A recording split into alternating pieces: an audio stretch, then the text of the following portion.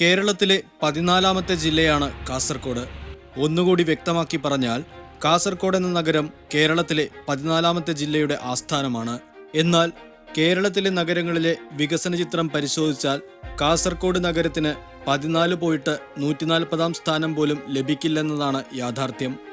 സന്ധ്യയ്ക്ക് ശേഷം ആദ്യമായി കാസർഗോഡ് എത്തുന്നവർ അത് ഒരു ജില്ലാ ആസ്ഥാനമാണെന്നറിഞ്ഞാൽ തീർച്ചയായും അമ്പരന്നു പോവും. 13 ജില്ലാ ആസ്ഥാനങ്ങളിൽ നമുക്ക് പോയാൽ അവിടെയുള്ള വികസനവും അവിടെയുള്ള പുരോഗതിയും ബാക്കി അടിസ്ഥാന സൗകര്യങ്ങളിൽ ആ ജില്ലാ ആസ്ഥാനങ്ങളിൽ നടത്തിയ മുന്നേറ്റമൊക്കെ നമുക്ക് അനുഭവവേദ്യമാകും. അപ്പോൾ കാസർഗോഡ് നഗരത്തിൽ അങ്ങനെയുള്ള ഒരു വികസനം തീരെ നടന്നിട്ടില്ല എന്നല്ല, ഒരു ജില്ലാ ആസ്ഥാനത്ത് വേണ്ട വികസനം അടിസ്ഥാന സൗകര്യങ്ങളൊന്നും ഈ കാസർഗോഡ് ഇതുവരെ നമുക്ക് ഉണ്ടായിട്ടില്ല. അപ്പോൾ അതിന് ആരാണ് ഉത്തരവാദികൾ എന്ന് ചോദിച്ചാൽ, ഇപ്പോൾ എനിക്ക് പറയാനുള്ളത് എല്ലാ സർക്കാരുകളും മാറി മാറി വന്ന കേരള സർക്കാരുകൾ ആ കാര്യത്തിൽ തീർച്ചയായും കാസർഗോഡിനെ അവഗണിക്കുന്ന കാര്യത്തിൽ തുല്യ പങ്കാണുള്ളത്. അത് ഏത് സർക്കാരായാലും.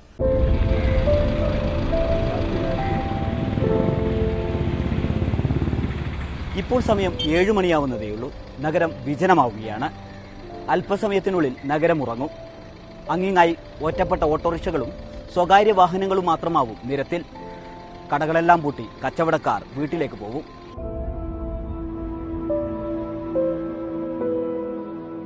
പകൽ സമയത്ത് മാത്രമാണ് നഗരം സജീവമാവുന്നത്. ഈ സമയത്ത് മാത്രമേ കച്ചവടം നടക്കൂ. നേരം ഇരുട്ടിക്കഴിഞ്ഞാൽ പിന്നെ കച്ചവട സ്ഥാപനം തുറന്നു വെച്ചിട്ടും വലിയ പ്രയോജനമൊന്നുമില്ല. ഈ സാഹചര്യം കാരണം പല സ്ഥാപനങ്ങളും വലിയ പ്രതിസന്ധിയാണ് അഭിമുഖീകരിക്കുന്നത്. 7 മണി കഴിഞ്ഞ റൂറൽ ഏരിയയിലേക്ക് ബസ് സർവീസ് കാസർഗോഡ് നിന്നില്ല. ഇതൊരു പ്രധാന ഘടകമാണ്. പീഡിയ തൊഴിലാളികൾ പോലും അവസാനത്തെ ട്രിപ്പ് 8 മണിക്ക് മുമ്പ് എല്ലാ ബസ്സിൻ്റെ ട്രിപ്പ് അവസാനിക്കുന്നുണ്ട്. അപ്പോൾ 7 മണിക്ക് 8 മണിൻ്റെ ഇടയിലായിട്ട് തൊഴിലാളികൾക്ക് മുഴുവനും പോകണം. പിന്നെ തൊഴിലാളികളില്ലാത്ത വ്യാപാര സ്ഥാപനം തുറന്നു വെക്കാനുള്ള പ്രയാസം ഉണ്ട്. അപ്പോൾ ഈ കാര്യം ജില്ലാ കലക്ടറുടെയും അതുപോലെ തന്നെ ബന്ധപ്പെട്ട ബസ് ഓണേഴ്സിൻ്റെയും ഒക്കെ ശ്രദ്ധയിൽ ഞങ്ങൾ പലതവണ പെടുത്തിയിട്ടുണ്ട്. നമുക്ക് രാത്രി ഒരു 10 മണി വരെ ഒന്നുമില്ലെങ്കിൽ ചെറുക്കള, പിന്നെ ഈ മധൂർ, ഇങ്ങനെയുള്ള തൊട്ടടുത്ത പ്രദേശങ്ങളിലേക്കെങ്കിലും നമുക്ക് സർവീസ് നടത്താനുള്ളൊരു സംവിധാനം ഉണ്ടാക്കണമെങ്കിൽ മാത്രമേ ഈ നഗരത്തിന് അല്പമെങ്കിലും പിടിച്ചു നിൽക്കാൻ കഴിയുള്ളൂ എന്നുള്ളത് പറഞ്ഞതാണ്. പക്ഷേ ഇതുവരെ അതിനുള്ള അനുകൂലമായ ഒരു നടപടിയും ഉണ്ടായിട്ടില്ല. അതിന് പ്രധാനപ്പെട്ട കാരണം ഇവിടെയുള്ള ക്രമസമാധാന പ്രശ്നമാണ്. വർഗീയമായ സംഘർഷങ്ങൾക്ക് ഏറെ വളക്കൂറുള്ളൊരു മണ്ണാണ് കാസർഗോഡ്.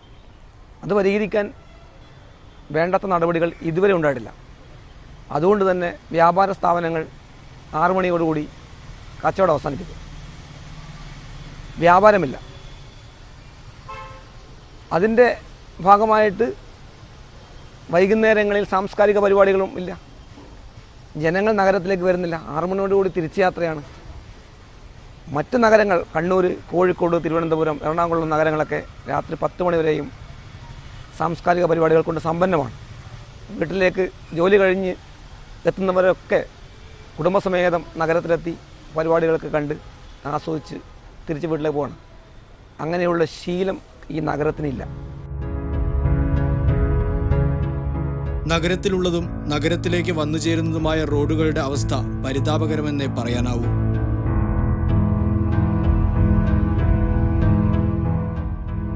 വൈദ്യുതി മുടങ്ങിയാൽ താറുമാറാവുന്ന ട്രാഫിക് സംവിധാനം, തെരുവ് വിളക്കുകൾ പേരിനു മാത്രമാണുള്ളത്. നേരമിരുട്ടിയാൽ ജനങ്ങൾ കൈയൊഴിയുന്ന നഗരത്തെ തദ്ദേശ സ്വയംഭരണ സ്ഥാപനങ്ങളും വൈദ്യുതി വകുപ്പും തെരുവ് വിളക്കുകളുടെ കാര്യത്തിലും കൈയൊഴിഞ്ഞിരിക്കുകയാണ്. അല്ലെങ്കിൽ ഇതുകൊണ്ടൊക്കെയാവണം ഈ കാലത്തും കാസർഗോഡിനെ നേരമൊന്നിരുട്ടിക്കഴിഞ്ഞാൽ ജനങ്ങൾ കൈയൊഴിയുന്നത്.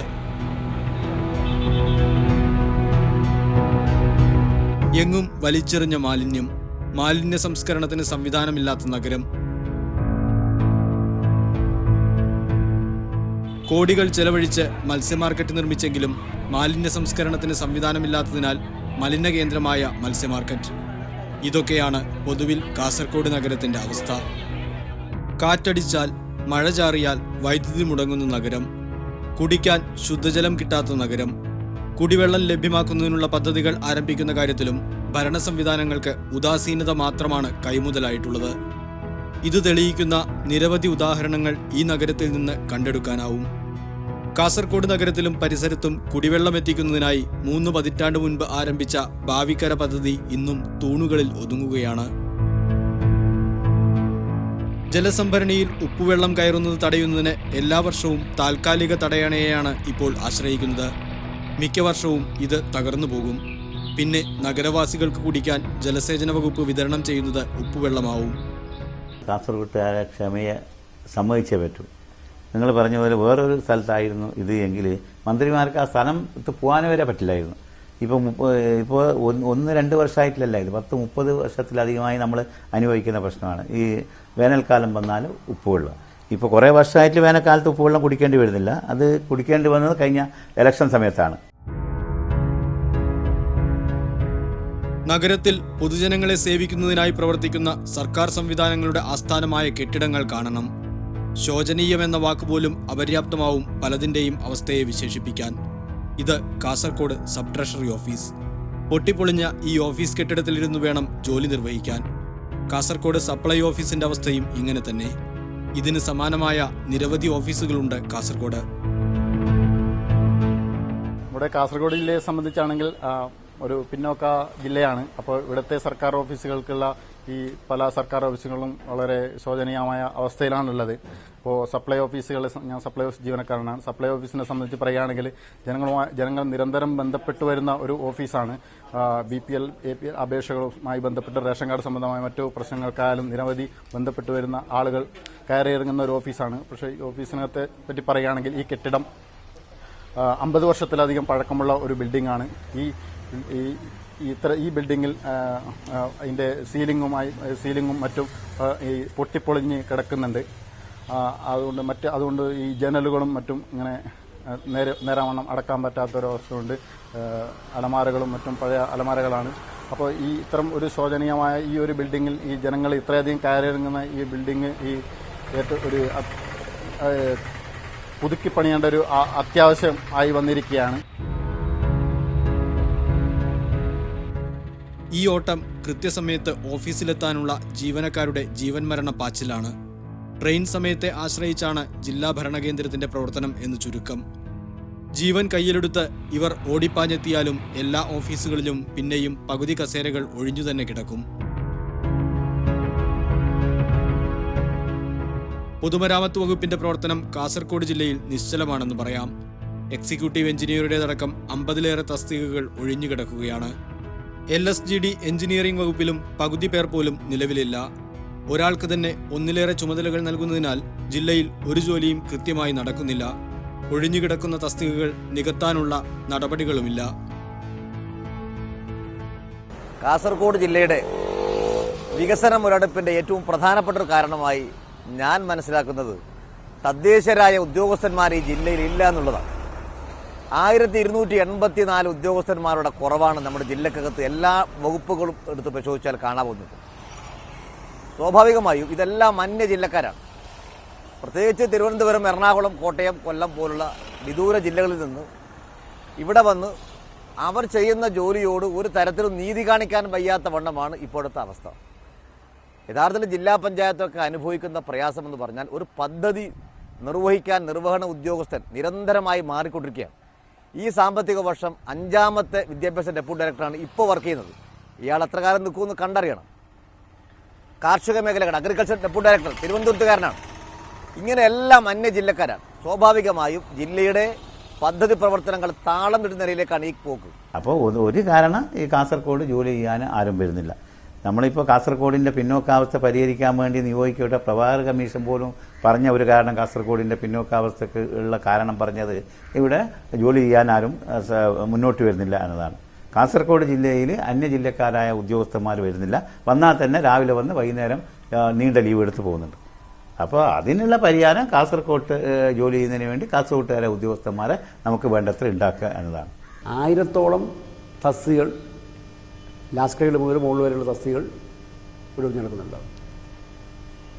അതൊരു വലിയ പ്രശ്നം തന്നെയാണ്. അത് നമ്മൾ എല്ലാവരും കൂടി ചേർന്ന് പരിഹരിക്കേണ്ട ഒരു പ്രധാനപ്പെട്ട പ്രശ്നമാണ്.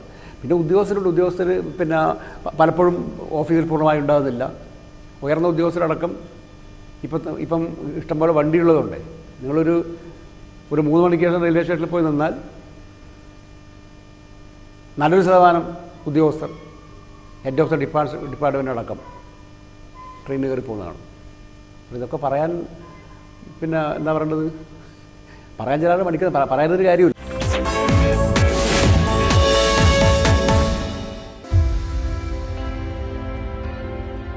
ഇതാണ് കാസർഗോഡ് നഗരസഭയുടെ ആസ്ഥാനം. നഗരഭരണത്തിന്റെ ചുമതല ഇവർക്കാണെന്നാണ് വെപ്പ്. എന്നാൽ ഇവരുടെ കാര്യം തന്നെ ശ്രദ്ധിക്കാൻ ഇവിടെ നാഥനില്ല. കഴിഞ്ഞ 10 മാസമായി നഗരസഭാ സെക്രട്ടറിയുടെ കസേര ഒഴിഞ്ഞുകിടക്കുകയാണ്.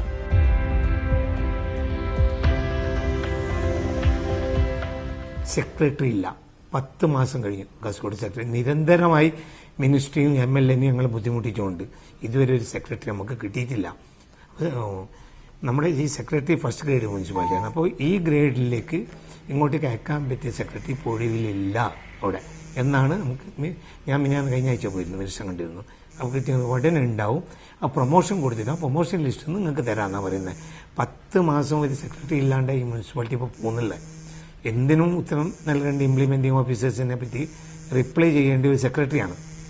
അപ്പോൾ ഇപ്പോൾ അതിനൊരു നാഥനില്ല. ഇപ്പോൾ ചാർജുള്ളൊരു PA കാണുള്ളത്.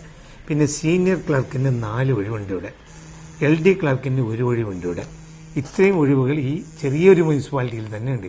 ഇത് നമ്മളെ ഭരണത്തെ സാരമായി ബാധിക്കുന്നുണ്ട് ഞങ്ങളെ പ്രവർത്തനങ്ങളെ. എന്നുവെച്ചാൽ ഞങ്ങളിപ്പോൾ 200 ചില്ലാനും വർക്ക് PWDയിൽ കമ്മിറ്റീൻ്റെ കീഴിൽ ഈ മാർച്ച് 31 മുമ്പ് തീർക്കണം.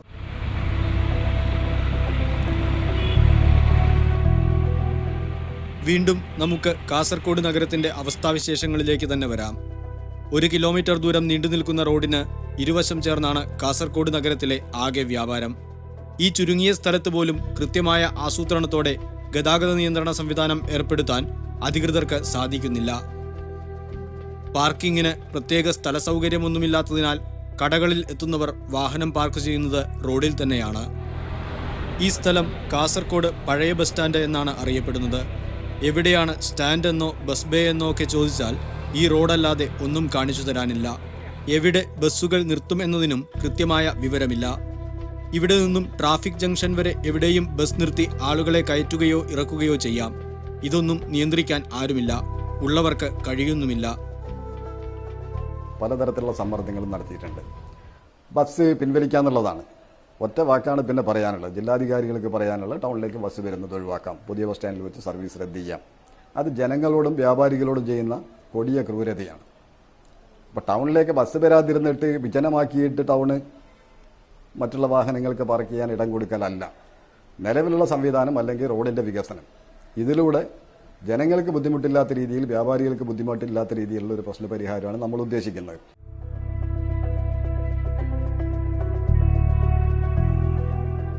നഗരത്തോട് ചേർന്ന് കിടക്കുന്ന പാർക്കുകളാണ് അതിൻ്റെ ഭംഗി വർദ്ധിപ്പിക്കുന്നത്. കുടുംബത്തോടൊപ്പം വൈകുന്നേരങ്ങൾ ചെലവഴിക്കാൻ കഴിയുന്ന ഒരു പാർക്ക് പോലും കാസർഗോഡില്ല. ഉള്ള പാർക്കുകളൊക്കെ പ്രേതാലയങ്ങളെപ്പോലെയാണ്. ജോലി തിരക്ക് കഴിഞ്ഞ് വൈകിട്ട് വീട്ടിലെത്തിയാൽ ഇത്തിരി നേരം കുടുംബത്തോടൊപ്പം പുറത്തിറങ്ങി നടക്കാമെന്ന് കരുതിയാൽ അത് ആഗ്രഹം മാത്രമായി അവശേഷിക്കും.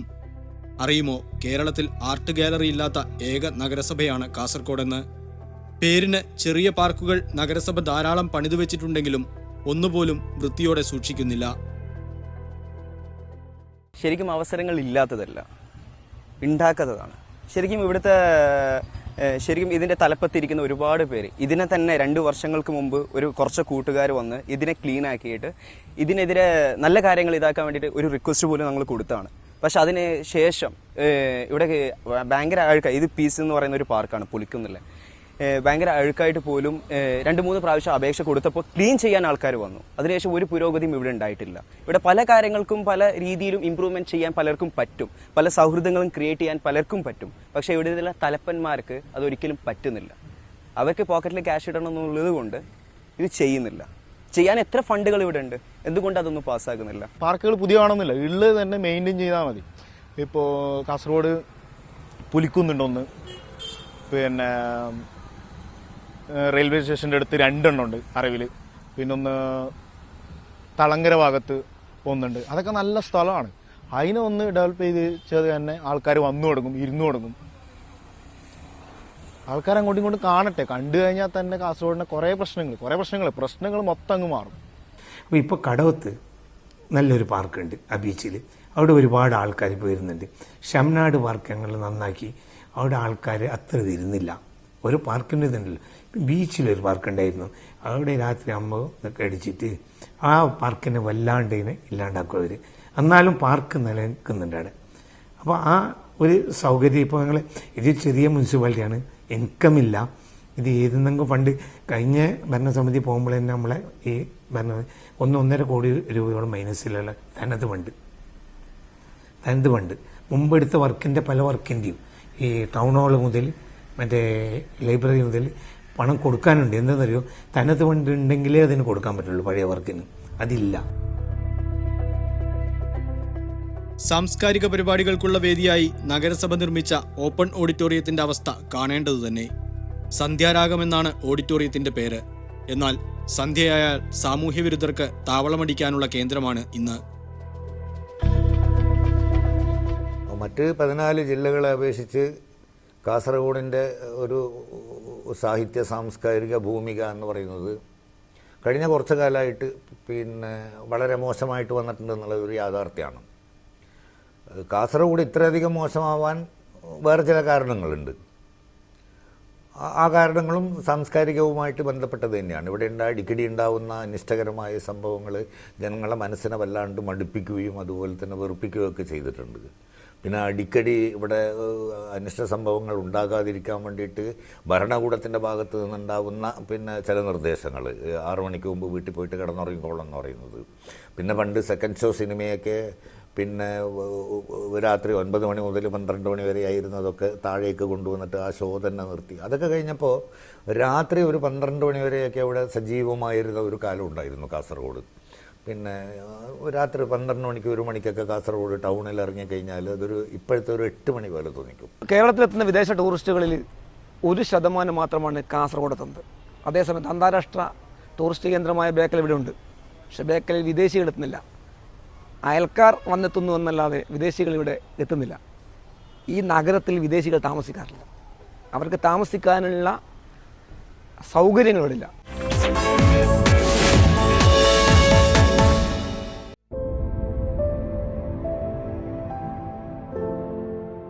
എൻഡോസൾഫാൻ ദുരിതബാധിതർ ഉൾപ്പെടെയുള്ള രോഗികൾക്ക് ഏറെ ആശ്വാസമാവേണ്ടുന്ന ആശുപത്രിയാണ് കാസർഗോഡ് ജനറൽ ആശുപത്രി.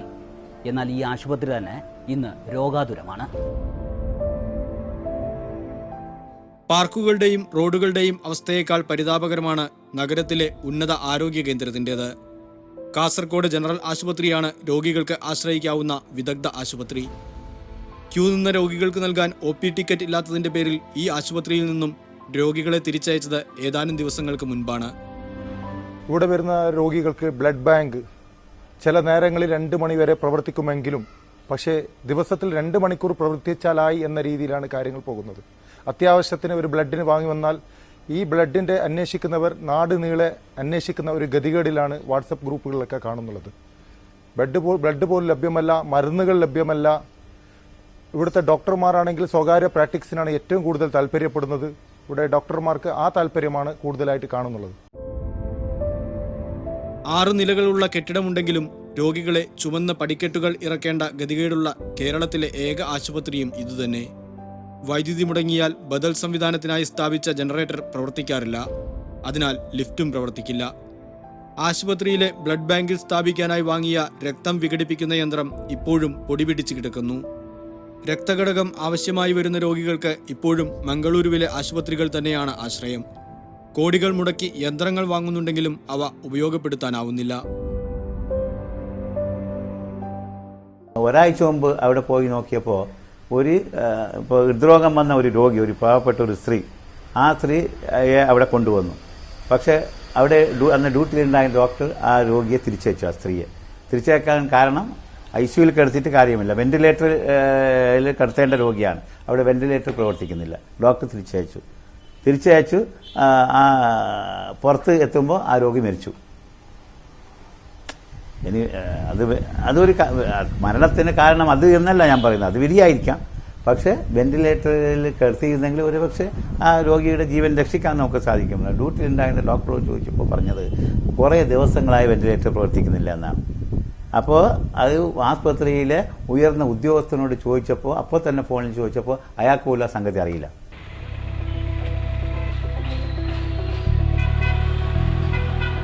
കേരളം ഭരിച്ച എല്ലാ സർക്കാരുകൾക്കും കാസർഗോഡ് നഗരത്തിന്റെ ഈ അവസ്ഥയിൽ കൂട്ടുത്തരവാദിത്തമുണ്ട്.